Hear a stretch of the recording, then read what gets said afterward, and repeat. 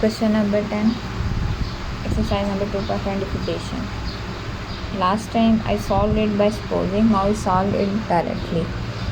As you know that the derivative of cos inverse of x is equal to minus 1 by under root 1 minus x square. So first step is let y is equal to cos inverse of x by a. So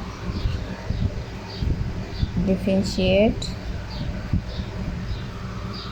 here variable is x, so differentiate with respect to x. dy by dx is equal to derivative of cos inverse of x is minus 1 by root 1 minus x square, minus 1 by under root 1 minus x. Here x is x by a square.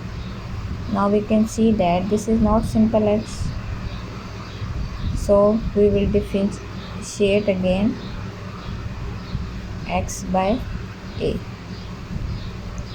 So minus 1 by under root 1 minus x square and a square, and derivative of x with respect to x is 1 and 1 by a, constant as it is.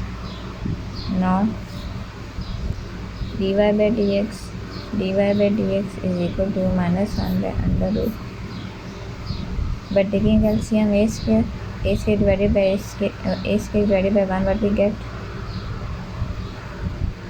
A square is multiplied by 1 a square minus, as it is a square divided by a square, what we get? 1. So 1 by a. Now dy by dx as it is minus 1 by under root a square minus x square, and this under root and this square cancel each other, what is left? A, simple a is left, 1 by 4. Now this a and this is cancelled, so dy by dx is equal to minus 1 by under root a square minus x square.